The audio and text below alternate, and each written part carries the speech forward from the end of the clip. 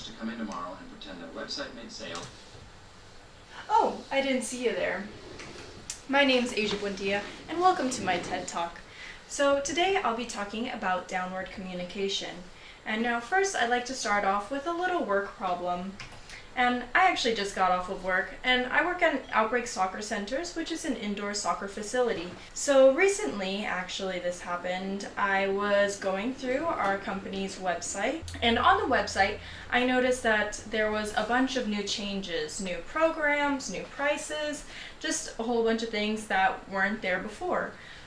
So I brought this up to my manager, and she didn't realize it either. What had happened is that corporate had been creating new programs and thinking about new price changes. Before they were able to finalize everything, our social media manager had updated the website already to all these new programs and prices, and he didn't notify our manager.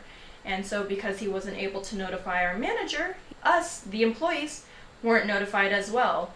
Originally, my manager wanted to wait until corporate finalized things. They would notify her, then she would tell us, the employees, through a group meeting, and then the website would be changed so that all of our customers would figure out that we are having new price changes and new programs added to our facility.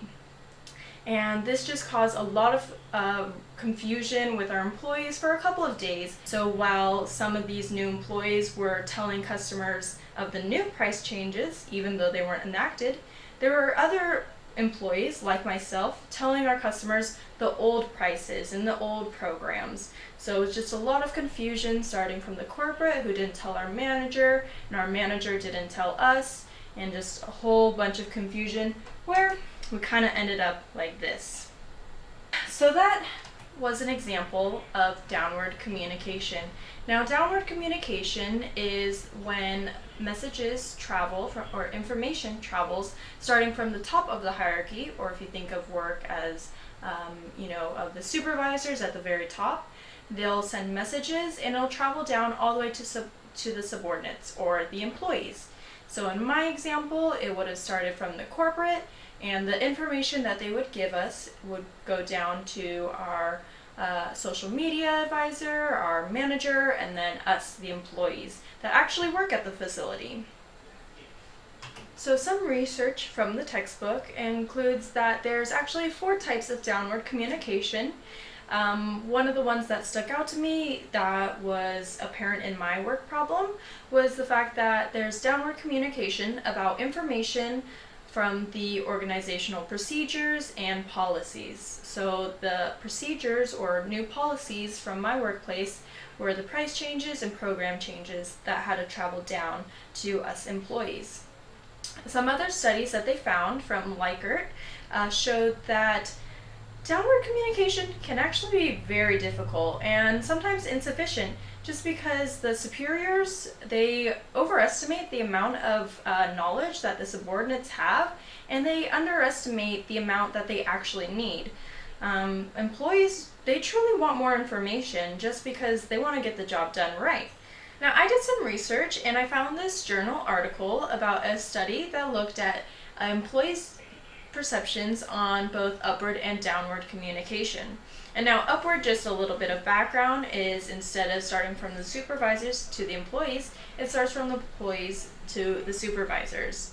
And now this study looked at coal miners from Indonesia, and they gave them all questionnaires, and the questionnaires were Likert scale type of questionnaires that included statements regarding variables like openness, empathy, and supportiveness. And so now these 3 variables were how they rated both positive and negative views of upward and downward communication.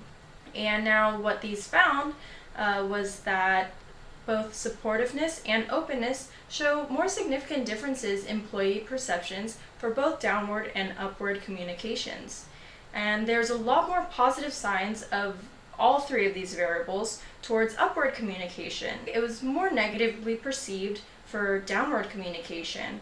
So in conclusion, they were able to see how downward communication still needs to be worked on because the supervisors don't have as much empathy, supportiveness, and openness towards the employees. And so employees were able to communicate better, and they found it more positive to have their information travel upwards. So how are we going to solve this problem that I experienced at my own workplace of poor downward communication? Well, what I think best is that every month we should be holding group conferences or group meetings. It should be with the employees and the manager, and as well as the manager with the corporate or the supervisors, because our manager is like the link in between the two of us. So for better communication to go downward to us employees, our manager should meet monthly with the supervisors to talk about any new programs or any new policies or just anything of concerns in general for our facility. Once the manager has their meeting, then she'll schedule monthly meetings with us employees. And it should be on a day where the majority of us can make it and attend. And so from there, the meetings will consist of her relaying information from the supervisors to us employees about the policies and procedures, and as well as anything that needs to be tidied up in our facility. And I feel like this would also be a good way to express employee feedback in those meetings. And the meetings will be open conversation to talk about things that either our employees are doing well, employees need a little bit more help in, or just basic things that our organization requires.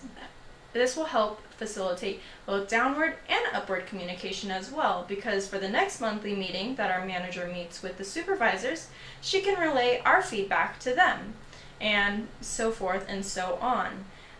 It would also be great to have follow-up emails just to make sure that everybody's aware of any new changes.